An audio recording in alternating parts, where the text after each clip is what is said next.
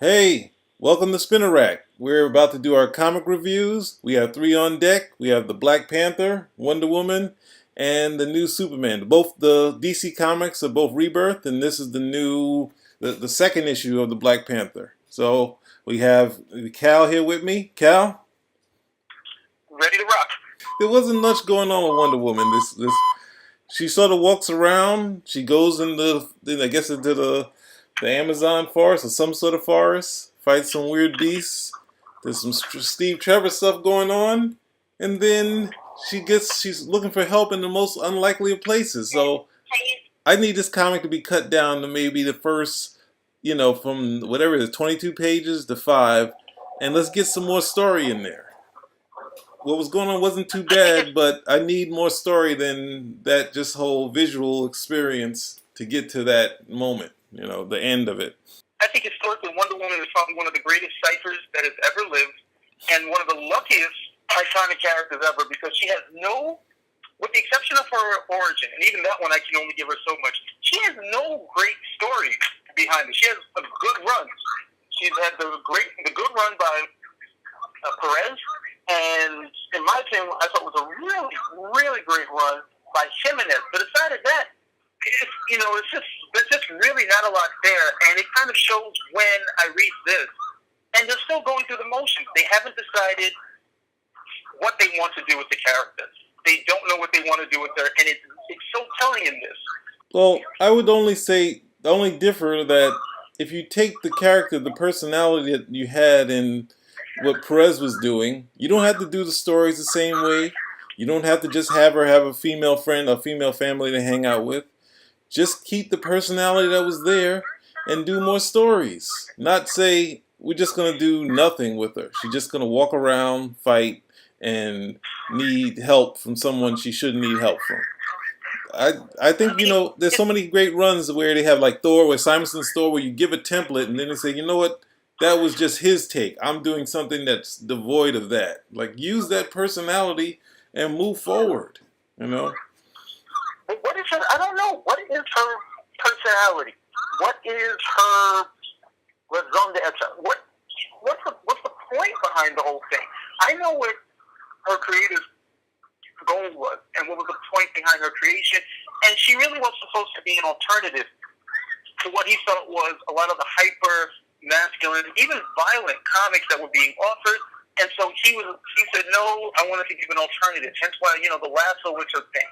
But they've done everything in their power to make Wonder Woman, to be honest, so much more masculine than I would have ever imagined. Even some of the artwork looks like a dude. I mean, I see what they're trying to go for. They're trying to go for maybe like some Greek stuff, but it looks like, a Greek dude with long hair. I don't know if he looked like I don't know if I can agree with that part. I mean, that's going to stretch him a little. You haven't been as classically trained as I am. Oh, whatever. Whatever. Yeah, so you look at the stuff, and then I look at this, and I'm trying to find out, okay, what is the point? And the other thing Wonder Woman also has is that because Wonder Woman is she's the top female character, probably after Supergirl. I'm sorry, before Supergirl.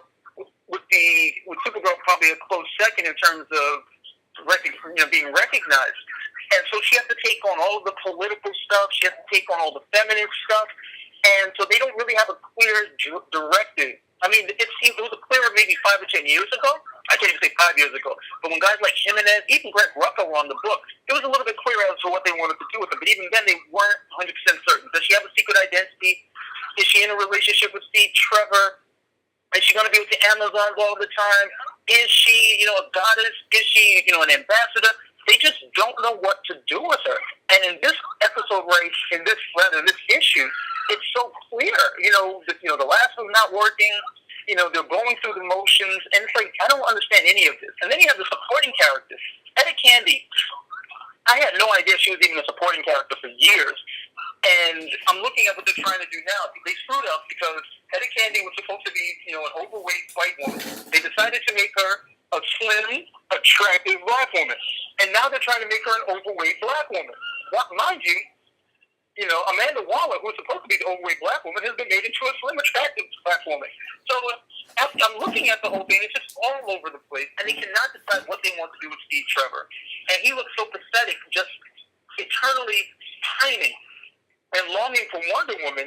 They're like, dude, it's either you're going to be with this woman or not. Get him with her or not. But you have to move on from this. So this whole reason for being cannot be to just stare at pictures of Diana, who doesn't want to be with him because there's no reason. There's absolutely no reason. Well, because I'm going through it, and then she gets to fight the cheetah. By the time it's fair, like, man, nothing actually happened. It was like 2 pages of actual story, and the rest of it was, like you say, there's not a lot going on. Yeah, yeah, I know. I would allow the romance part to develop, but since they lacked on all the rest of the story, I can't fault you for having a problem with it. Because if you're gonna, not have any story with the main plot, then the subplot, you're like, well, what's this subplot? I've already got a dreary regular plot, and I got this romantic subplot that's, besides the fighting, it's kind of lame too. So I can't really fault you. I understand I would allow a romantic thing to develop, but since it's already bad, you can't really help it out with another bad subplot. So. Yeah. I mean, they just need to decide what it is that they want to do. But, I mean, Wonder Woman's not Batman, and her foundation isn't Batman. She's not a loner.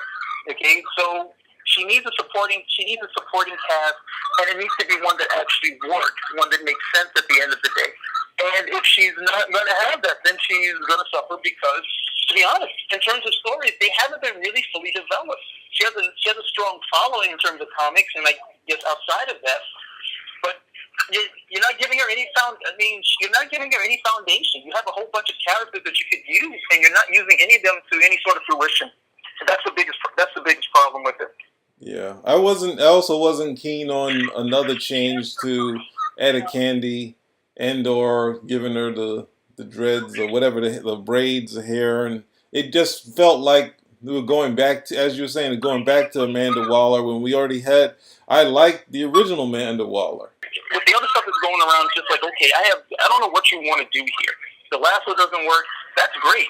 It's amazing she even thought the lasso didn't work because she's been so busy using a sword and shield for the last 5 years. The lasso's an asset card. Yeah, it's I don't know. It was also in the issue before. It was real weird to decide her finally at those times. Let me use it on myself.